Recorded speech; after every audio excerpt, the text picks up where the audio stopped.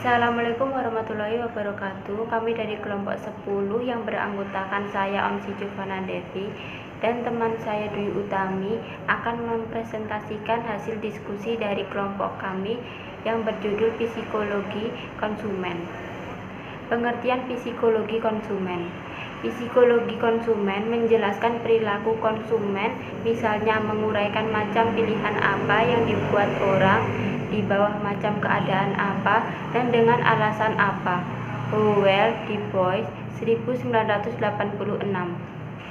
Dalam perkembangan psikologi konsumen terjadi kecenderungan perubahan fokus yang sangat mencolok, yaitu yang semula pandangannya yang dipusatkan pada konsumen sebagai pembeli berubah fokusnya kepada konsumen sebagai konsumen dalam arti yang lebih luas daripada pembeli.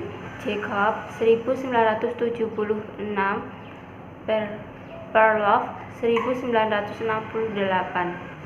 Ciri-cirinya adalah 1. Perhatian meluas sampai pada hal-hal di luar kegiatan membeli.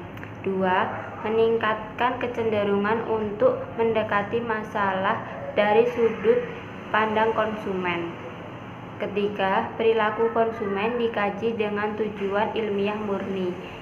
Mengonsumsi barang-barang dan jasa-jasa merupakan aspek yang penting dari perilaku manusia dan karena itu bermanfaat untuk dikaji. 4. Semakin besarnya kajian terhadap isu-isu sosial, psikologi konsumen sekarang berfokus pada konsumen, sebagai objek ilmiah. Hasil-hasil penelitiannya berarti bagi kedua belah pihak. Penemuan keperluan dan kebutuhan konsumen. Yang pertama, ada metode pengumpulan data. Pengumpulan data untuk dapat menemukan keperluan dan kebutuhan termasuk keinginan dan harapan konsumen. Menurut McCormick and Tiffin 1974 menjelaskan beberapa metode pengumpulan data seperti berikut. Panel konsumen. Panel adalah sekelompok orang yang merupakan satu sampel dalam penelitian konsumen.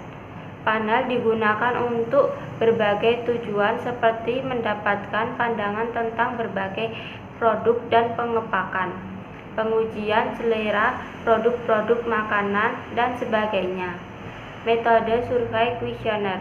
Metode ini terjadi dari serangkaian pertanyaan yang harus dijawab oleh orang-orang yang merupakan sampel penelitian. Metode skala dan penghargatan digunakan dalam penelitian konsumen untuk mengukur pandangan dan sikap konsumen terhadap suatu produk. Salah satu skala sikap yang digunakan ialah skala semantik diferensial atau dikenal dengan SD.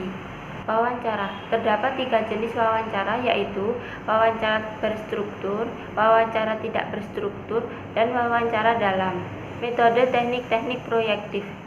Teknik proyektif adalah teknik yang menimbulkan jawaban orang terhadap rangsangan yang secara sengaja bersifat paksa atau ambigus. Penjawab memberi jawaban-jawaban yang merupakan proyeksi dari diri mereka sendiri. Metode observasi. Pada proses ini, pengamatan ditujukan pada apa yang ditujukan, bukan pada apa yang dibicarakan. Pengamatan dimulai dari pengunjungan memasuki gang dagangan dengan tujuan membeli dan berakhir ketika mereka meninggalkan tempat tersebut.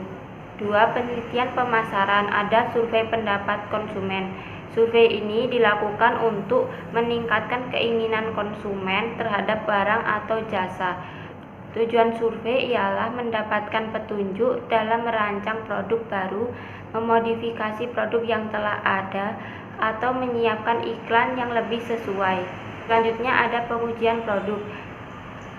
Merupakan praktek umum untuk mengadakan pengujian awal dari produk-produk baru sebelum mereka dipasarkan dengan tujuan dapat diketahui sejauh mana produk dapat diterima oleh konsumen yang potensial.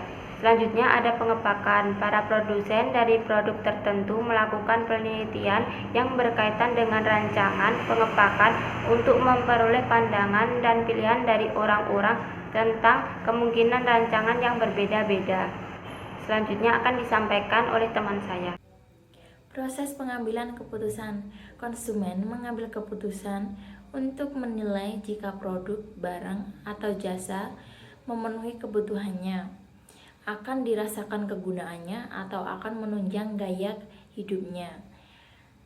Proses pengambilan keputusan yang pertama, pengenalan masalah, yang kedua pencarian informasi, yang ketiga penilaian dan seleksi dari alternatif, yang keempat seleksi saluran distribusi dan pelaksanaan keputusan, dan yang terakhir proses pasca pembelian. Proses penawaran. Penawaran produk dilakukan dengan berbagai macam cara yang pada dasarnya bertujuan untuk memberi informasi kepada konsumen tentang tersedianya produk. Cara penawaran dilakukan melalui yang pertama iklan, yang kedua efektivitas iklan, yang ketiga penelitian periklanan, dan yang terakhir citra dan beberapa masa. Alat kajian yang digunakan ialah skala bentuk skematik diferensial, yaitu skala skematik diferensial diberikan melalui wawancara. Hasilnya antara lain surat kabar dan televisi. Sekian dari kelompok kami. Apabila ada salah kata, kami mohon maaf. Wassalamualaikum warahmatullahi wabarakatuh.